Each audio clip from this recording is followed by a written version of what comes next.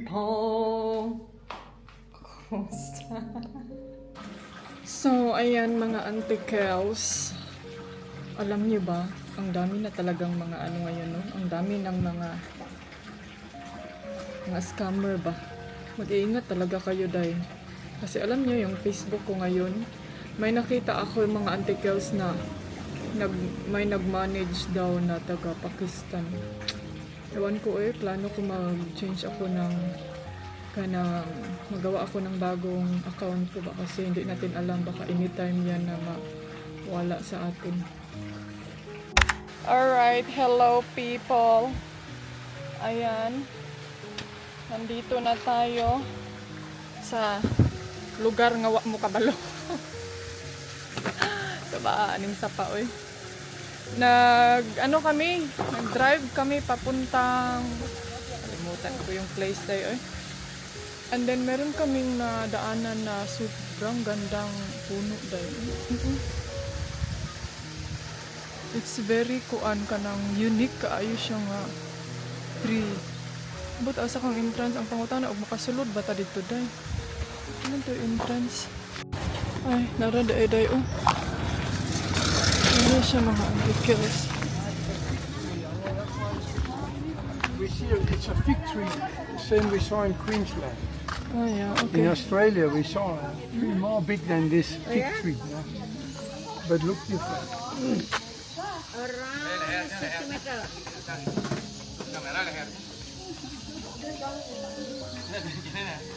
Grabe, dako sa 3 day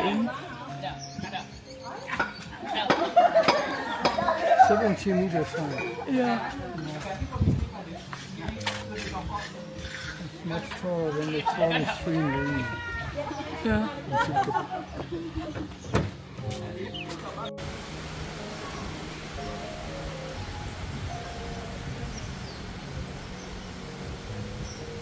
In the city light. Hey darling, we could get out of town, see the beautiful world around, wanna see it now.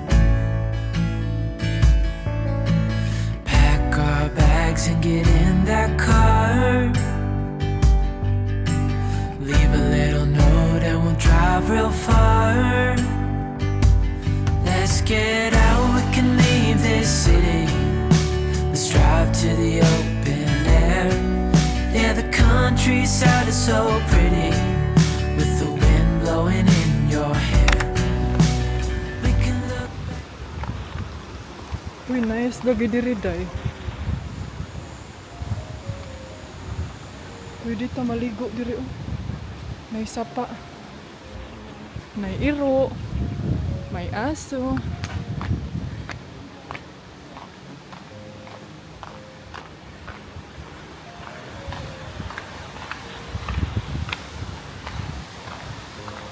May gamay pa man ilang rice field. Ito ata yung room Ayaw kaya nang subidahon dong kay di ko kasubida. Uy ka, peaceful dari day oy.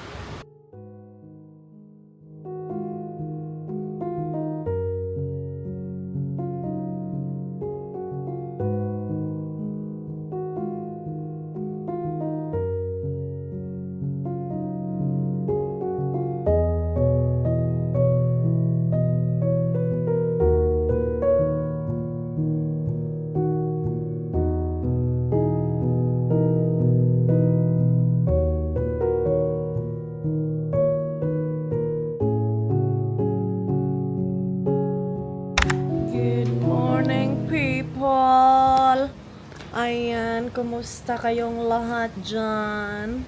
So, ayan guys, sobrang ulan guys. Guys, grabe ka. Baka sabihin nyo pante yan Hindi yan pante. Damit ko yan na red kay sobrang sihag ng suga. And kagabi nag-work ako. Tignan nyo. Grabe kay ka-windy day. Uy, grabe kay ka-windy. Si Mr. ang aga niyang gumising. Nagkuhan na siya sa rice field. Nag-coffee na to siya. Sakit akong ulo Mahal kaing bayad na mo dire mga antikels. Magkanong entrance? 70,000, 75,000 ang entrance dito. Rupiah.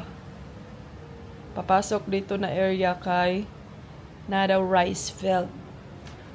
So, we have to pay entrance. Okay lang naman for I think para sa health na ata yan sa mga farmer dito. Yan yung ano ba? Aywan ko para saan yun.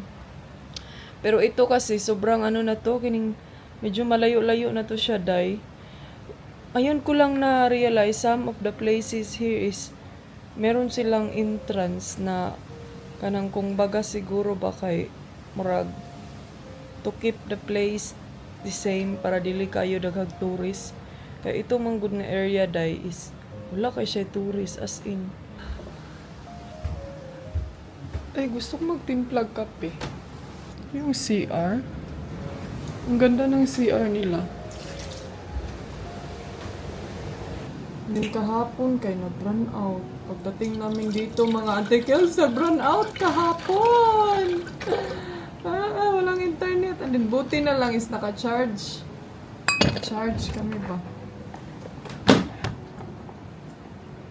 Meron silang mga ito tea, Lipton, sugar, black coffee. Pero meron akong coffee. Yun yung iinumin ko. And pakita ko sa inyo sa labas. Ay, grabe kay ka-windy, day. Narinig nyo ba yung hangin, day? And then sabi pa ng ano na, oh. Kita nyo ba yan, oh? Grabe ka-windy, no? Sabi ng nag-ano dito, maligo ba daw ako? Oh, maligo ko, oy. Maligo ko. Maligo ako dyan sa kanang nag-awas din na.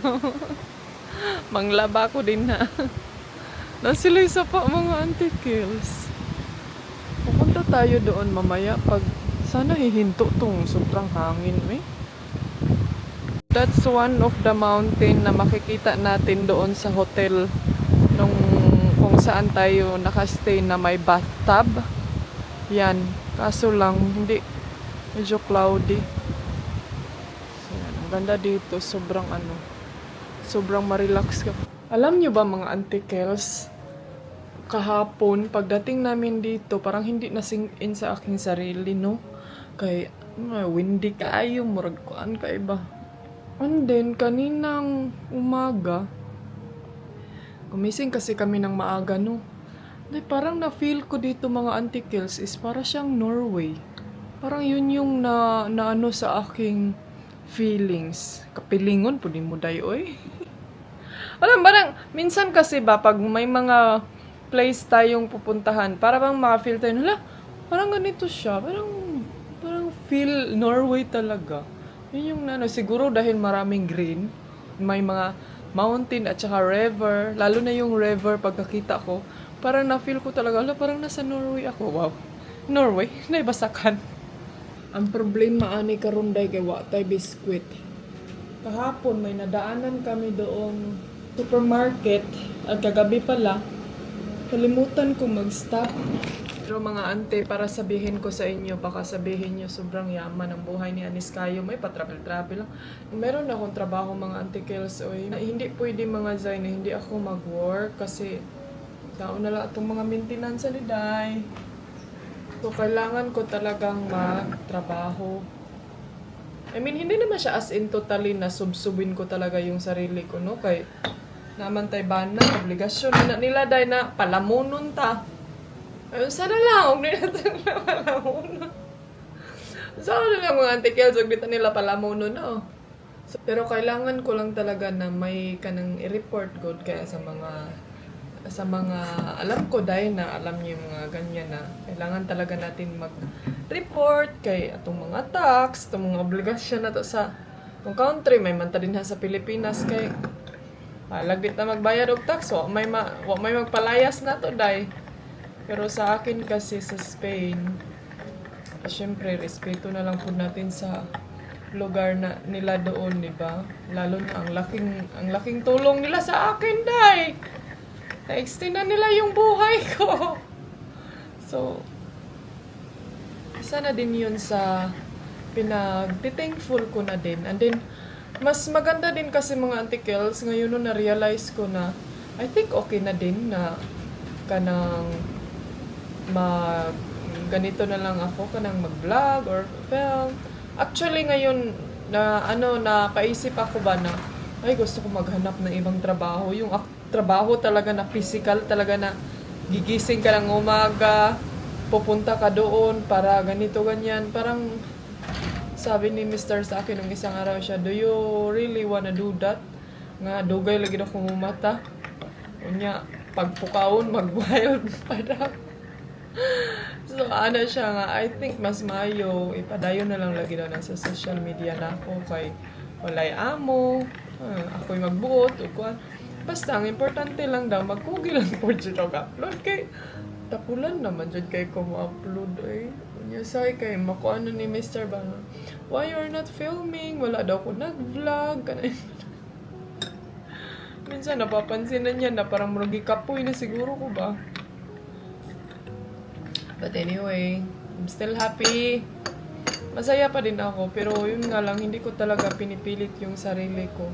Kasi minsan ba, alam niyo yung tayo, lalo na mga babae na murag padong na nagkaedad ba, parang murag feel ako dahil matulala na ako sa, matulala ako sa mga places na ganito, parang feel ko ba, gusto ko lang isarili, yung ganon. Kapita day. Cheers! Ngayon ko lang na-realize na ang bilis lang pala niya yung tanggalin pag lalagyan ko ng lip tint, kining lip gloss. Yun yung sinabi ng aking kapatid na matagal yang matanggal yung lipstick na yan, pero wag mong patungan, wag mong lagyan ng lip gloss kay mauday na ipang tanggal sa matte lipstick mga antikels o tip ni antikadayers. Bumili na kayo ng lipstick, day! Mamaligya na lang antikels, mamaligya kaya kog lipstick, no? May pa, day, mamaligya ka ng lipstick.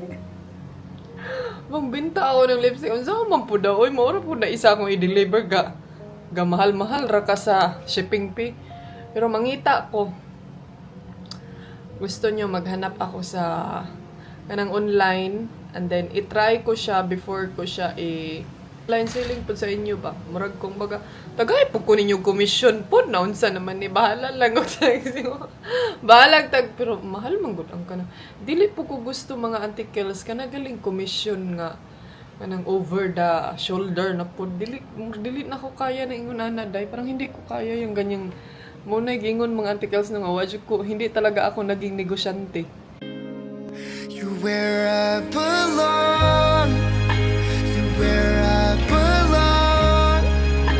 With you by my side, feels like the rain is gone. I'm holding